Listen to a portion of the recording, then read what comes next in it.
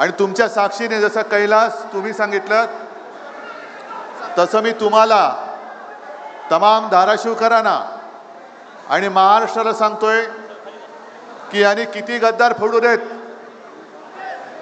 पण तुमच्या उरावरती भगवा रोवल्याशिवाय उद्धव ठाकरे शांत बसणार नाही।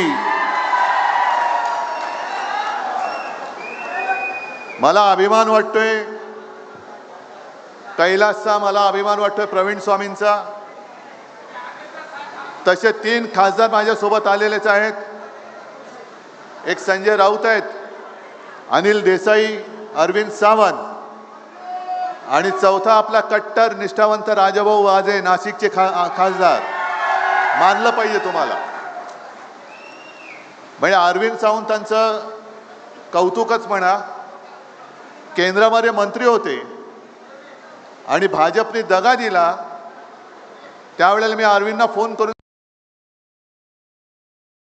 तुम्हाला राजीनामा द्यावा लागेल। अरविंदने एकही प्रश्न विचारला नाही, फक्त यस सर फोन ठेवला आणि जाऊन मोदींच्या तोंडावरती राजीनामा फेकून आले।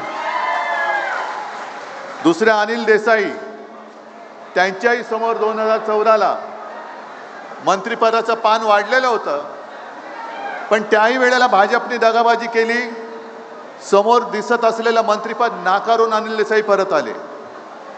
संजय राऊतांच्या नादी कोण लागतच नाही, त्याच्यामुळे तो काय प्रश्नच नाही। पण कैलास जेव्हा 2022ला या गद्दार शिरोमणीने पहिल्या प्रथम जेव्हा आपल्याला फोडाफोडीच्या राजकारणामध्ये गुंतवलं, सगळ्यांना गाड्यात भरून घेऊन चालले होते गुजरातला त्यांच्या माहेरी, तेव्हा कैलासने मला फोन करून सांगितलं की साहेब मी आम्हाला कुठे नेतात कळत नाही, पण मला जायचं नाहीये। संधी साधली, कैलासने गाडीतनं उडी मारली आणि चालत चालत किती किलोमीटर कैलासलाच माहीत। मग तिकडनं त्याला परत आणण्यासाठी मी मुख्यमंत्री होतो, व्यवस्था केली आणि कैलास सुद्धा त्यावेळेला समोर सगळं वैभव दिसत होतं, खोक्याची राशी पडल्या होत्या, पण त्या लाथाडून कैलास परत आलेला आहे। तसंच प्रवीण स्वामी सुद्धा आपले, ही सगळी माणसं ही जीवाला जीव देणारी खरी माणसं आहेत।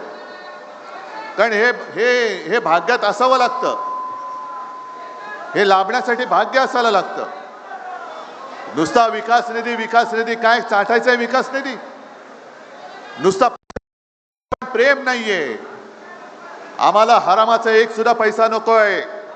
ज्याला हरामाचा पैसा पाहिजे होता तो तिकडे गेलेला आहे, तो गद्दार झालेला आहे, पण इकडे माझ्या कष्टाचा पैसा, कष्ट करून कमावणारा पैसा कमावणारा माझा शेतकरी आणि सारासुरा शिवसैनिक बसलेला आहे।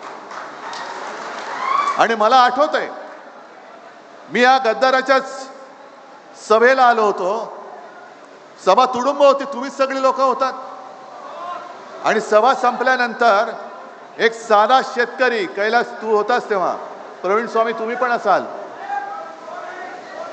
एक साधा शेतकरी एक बटवा घेऊन आला आणि मला म्हणाला की साहेब माझ्या हस्ते एक मला निधी द्यायचा आहे। त्यालाच आता विचार करा, समोरनं पैशाचा पाऊस पडत होता, आता बाहेर पाऊस पडतोय, तसा पैशाचा पाऊस। शिवसेनेला हरवण्यासाठी यांच्याकडे माणसं नाही आहेत, पैसा अमाप आहे। जरा थांबा, नाही तर तुम्ही बोला नाही तर मी बोलतो, जरा थांबा जरा। पैशाचा पाऊस पडत असताना एक शेतकरी त्याच्या कष्टाचे काय पैसे असतील त्याच्यामध्ये, ते पैसे त्याला देत होता, म्हणजे केवढं प्रेम होतं त्या एकेका पैशाला। यांच्या हजार कोटीची किंमत होती। शेतकऱ्याच्या कष्टाचा 1 रुपया म्हणजे गद्दारांच्या 1000 कोटीपेक्षा जास्त पैशाची किंमत त्या शेतकऱ्याच्या पैशाला आहे।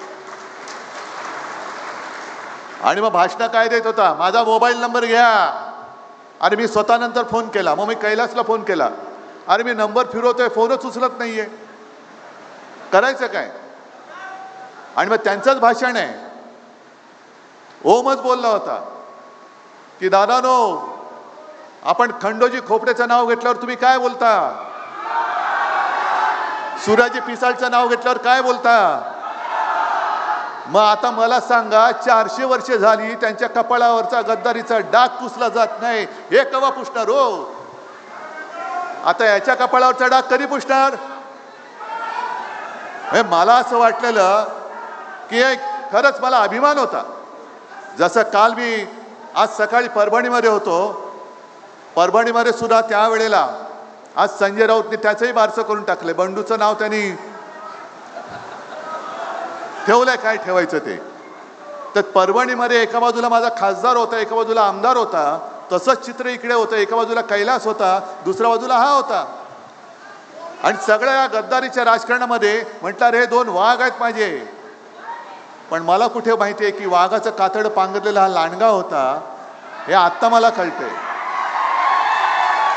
आणि खरंच आता संजय राऊत तुम्ही जे बोललात, गेले 4 दिवस मी आता कैलासला सांगत होतो, एक यांची प्रकरणं जी कानावर येत आहेत, अंगावरती काटा येतो. बापरे, आपण कोणाला पोचलो होतं?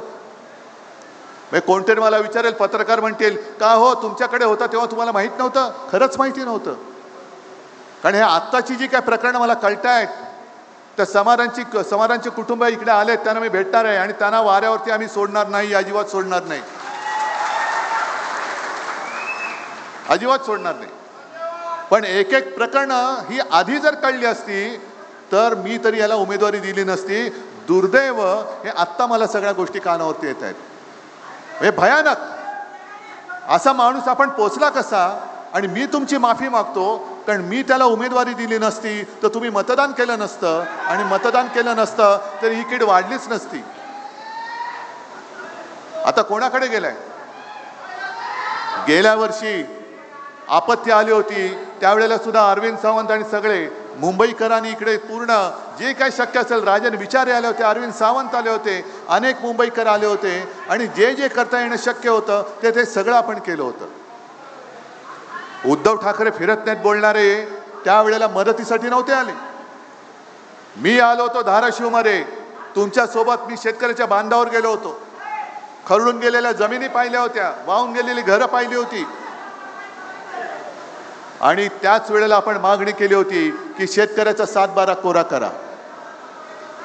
आज हे सगळे लबाड तिकडे जे बसलेत, प्रवीण स्वामी तुम्ही जे बोलत होता ते खरं आहे की पूर्ण अंधाधुंद माजलेली आहे. राज्यकारभार कोण करतच नाहीये, पूर्ण अंधाधुंद माजलेली आहे. आणि इकडे शेतकरी कोण आलेत? शेतकरी आलेत का? मग प्रामाणिकपणाने सांगायचं की आपल्या सरकारने केलेली कर्जमुक्ती तुम्हाला मिळाली होती की नव्हती? किती कटकट झाली होती का तुम्हाला? आणि आत्ताची जी काय कर्ज माफी, पहिला शब्द लक्षात घ्या, मी कर्जमुक्ती म्हणतो कारण माझा शेतकरी हा राजा आहे, अन्नदाता आहे. माफी ही गुन्हेगाराला करायची असते, अन्नदात्याला मुक्त करायचं असतं. त्याच्या ऋणातून मुक्त होण्यासाठी जो काही आपल्याला जे करता येणं शक्य असेल ते आपण केलं पाहिजे. मग 2019ची कर्जमुक्ती आणि आत्ताची जी कर्जमाफी यातला फरक कैलासनीच सांगितलेला आहे विधानसभेमध्ये. ही फसवी कर्जमाफी आहे. मागे सुद्धा जेव्हा आपत्ती आली होती तेव्हा आपल्या मुख्यमंत्र्यांनी जाहीर केलं होतं, इतिहासातली सगळ्यात मोठी मदतीचं पॅकेज मी जाहीर करतोय. किती जणांना मदत मिळाली मला सांगा? ज्यांच्या जमिनी खरडून गेल्या होत्या त्यांना 3.5 लाख रुपये, गुंठा का काय, एकर का काय, हेक्टर, 3.5 लाख रुपये, 3.5 रुपये तरी मिळाले. पीक विमा मिळाला. आता सुद्धा खतांचा पत्ता नाही. पावसाचा तर नव्हताच, पाऊस आत्ता लागतोय. मग हे असं सगळं शेतकऱ्याचं वाटोळ करणारं जे सरकार आहे, त्या सरकारला मदत करायला हा गद्दार तिकडे गेला. लाज वाटते, मला लाज वाटते, मी तुमच्याकडे त्याला उमेदवार म्हणून दिला होता. हे सगळं अंधाधुंद चाललेली आहे, फसवणुकीचा कारभार चाललेला आहे. आणि त्यांचे जे काही रील्स येत आहेत, आता विमानामध्ये बसलेत, परभणीचा गद्दार बसलेला, यवतमाळचा बसलेला, हिंगोलीचा बसलेला, हा चढायचा बाकी होता. छान चार्टर्ड फ्लाईट, कुठून आणली विमानं? कोणी दिला हा पैसा? शेतकऱ्याला कर्जमुक्त करण्यासाठी पैसा नाहीये. मोदी बाबांनी सांगितलं सोने खरेदी करू नका, खासदार खरेदी करा. सोनं खरेदी करू नका, तेल कमी खा, पैसा जास्त खा. हा सगळा असा खरंच उभं आणणारा आणि चीड आणणारा कारभार बघितल्यानंतर हे वाटतं तेवढं षडयंत्र सोपं नाहीये. यांची सत्ता तिकडे आहे, 2 वर्ष झालेली आहेत, बहुमत आहे ना. मग बहुमत असल्यानंतर सुद्धा तुम्हाला का अजून उद्धव ठाकरेचा तुम्ही पक्ष पळवलात, उद्धव ठाकरेचं चिन्ह पळवलात. पण तरी देखील मी नवीन चिन्ह घेऊन तुमच्या उरावरती माझे हक्काचे 9 खासदार बसवले होते. या धाराशिवकरांनी बसवला होता. मोदींचा चेहरा मी वापरला नव्हता, मी माझ्या स्वतःच्या वडिलांचा चेहरा वापरला होता. ही बिन बापाची पोरं ज्यांना बाप पळवावे लागतात ते दुसऱ्याचे बाप घेऊन मतं मागतायत, तरी देखील समोरून कोण निवडून आला त्यांना पैसे देऊन फोडतायत. ही राजकारणातली बिन बापाची अवलाद आहे, ही गद्दाराची कीड आहे. ही कीड आता आपल्याला गाडावी लागेल. हा महाराष्ट्र धर्म आहे. ही गद्दारी आई तुळजाभवानीच्या जिल्ह्यामध्ये झालेली गद्दारी आहे. जी मगाशी तुम्ही मला तलवार दिली, भवानी तलवार, अरे त्याच तलवारीने मोगलांची टक्कर देणारा आमचा छत्रपती शिवाजी महाराज होते. मग तेव्हा जर का शिवाजी महाराजांनी विचार केला असता, मोगलांची ताकद एवढी आहे की माझ्याकडे निधी नाहीये, गेले असते शिवाजी महाराज तर आपण राहिलो असतो आज जिवंत. विचार करा जरा, काय असेल तेव्हा निधी. मोगलांची प्रचंड फौज होती, हत्ती होते माजवलेले, घोडदळ होता, तोफदळ होता, घोडेस्वार होते, शस्त्रास्त्र होती, पैसा अडका सगळं काही होतं. आणि त्यांच्या विरोधामध्ये स्वाभिमान, स्वराज्य पाहिजे, मी गुलामगिरी करणार नाही, म्हणून आपलं दैवत उभं राहिलं. म्हणून आपण त्यांना देव मानतो. छत्रपती शिवाजी महाराज भवानी मातेचा आशीर्वाद घेऊन त्या मोगलांच्या समोर, औरंगजेबासमोर उभे राहिले होते. आणि त्यांनी त्यांच्या नाकावर टिचून राज्याभिषेक करून आपला मराठ्यांचा छत्रपती तो राजा झाला होता. म्हणून ते आमचं दैवत आहे. पण तेव्हा जर का तलवार टाकली असती, हत्यार टाकली असती, विकास निधीसाठी मी औरंगजेबाकडे जातो आहे, हे जरा खाली बसा थोडा, आता जरा खाली बसा ना, जरा खाली बसा, तर आज आपण जिवंतच राहिलो नसतो. मग आता जो काय विकास निधीचा आहे आणि जो काय रट्टा लावलेला आहे, हा विकास निधी तुमच्यासाठी नाही आहे, हा विकास निधी स्वार्थासाठी आहे. आणि जे संजय राऊत बोलले, ही अशी रोज माझ्याकडे प्रकरण येत आहेत. कारखान्यामध्ये घोटाळा, पवनचक्कीमध्ये घोटाळा, बाकीची लफडी, बाकीचे काय कुलंगडी आहेतच. बोलायचं म्हटलं तर त्याच्यावरती एक वेगळी सभा घ्यावी लागेल. आणि तरीच मला एक गोष्ट आता आठवली की जेव्हा आपण खासदारांची बैठक घेतली होती तेव्हा काही खासदारांनी कारणं दिली होती. म्हणजे यवतमाळचा खासदार बोलला, माझ्या मुलीला पाहायला पाहुणे येणार आहेत, सोयरीक जुळवायचे. म्हटलं नका येऊ. हे पलीकडचा गद्दार म्हणाला हिंगोलीचा, माझा पोरगा निवडणूक लढतोय, नका येऊ. हा इथला बोलला, माझा मुलगा हॉस्पिटलमध्ये आहे पुण्याला, म्हटलं नका येऊ. एक शिर्डीचे आहेत, त्यांची पत्नी आजारी होती, म्हटलं नका येऊ. पण जेव्हा व्हिडिओमध्ये सगळे दिसायला लागले तेव्हा मी इथल्या ओमला विचारलं, अरे म्हटलं ओम, तुझा चेहरा बरोबर दिसत नाहीये, काय तणाव आहे का तुझ्यावर, का रात्री झोपलेला नाहीयेस? नाही, माझं सगळं बरोबर आहे, मी काय, माझं काय बरोबर आहे सगळं. पण त्याच वेळेला माझ्या मनामध्ये पाल चुकली, ह्याचा चेहरा साफ नाहीये, ह्याचा चेहरा साफ नाहीये, ह्याच्या मनामध्ये पाप आहे. आणि तुमच्या माहितीसाठी सांगतो, त्याला जपायचा मी शेवटपर्यंत प्रयत्न केला, खोटं कशाला सांगू, शेवटपर्यंत प्रयत्न केला. अगदी आदल्या रात्री, मध्यरात्री 1:30 वाजता, 1:45 वाजता कैलासला आणि वरुणला मी त्याला भेटायला पाठवलं होतं. आणि त्याला फोनवरती म्हटलं होतं की बघ ओम, मला ओम राजे पाहिजे, त्याला खासदार पाहिजे, निर्णय तू घे. मी माणसं जपणारा माणूस आहे.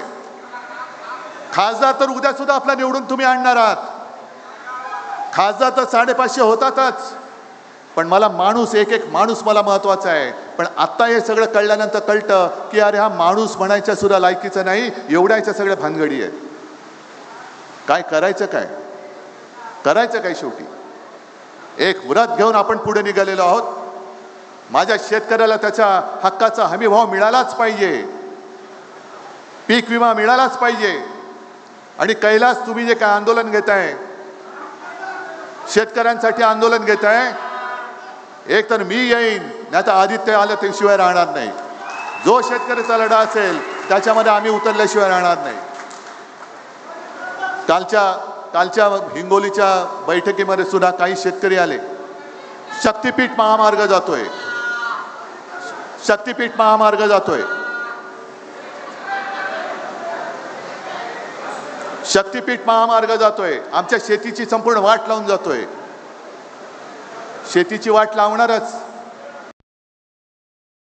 जे फार मोलाचे झालेले आहेत कॉन्ट्रॅक्टर. म्हणजे मला याही गोष्टीची लाज वाटते की ज्या भाजपचे अख्ख्या देशात फक्त 2 खासदार होते, त्या भाजपला आपण बोट धरून महाराष्ट्रामध्ये मोठा केला. आणि बाबरीचा जो काही लढा उभारला होता त्याच्यामध्ये शिवसेना प्रमुखांनी सगळं जे काही पाडण्याचं काम होतं, भाजपवाले म्हणाले होते की आम्ही नाही केले हे काम. तेव्हा शिवसेना प्रमुख म्हणाले होते की जर हे काम माझ्या शिवसैनिकांनी केलं असेल तर त्या शिवसैनिकांचा मला गर्व आहे. पण आता लक्षात येतंय जे भाजपवाले बेंबीच्या देठापासून बोंबलत होते की मंदिर वही बनाएंगे, मंदिर वही बनाएंगे, आता गेल्या 4 दिवसात त्याही बातम्या येत आहेत की त्या मंदिराची लूट चाललेली आहे. आले ना बातमी. जसं इकडे कधी कधी तुळजाभवानीची दानपेटीमध्ये लूट अशी बातमी येते, तसं राम मंदिराची लूट चालले. चांदीच्या विटा गायब झाल्यात, दिलेल्या लोकांनी दान ते गायब झालेलं आहे. काय काय नव्हतं केलं आपण. स्वतः शिवसेना प्रमुख सर्वत्र फिरले होते. ए बाबा त्याला काय लागलंय का बाजूला बघा, घेऊन जा त्याला.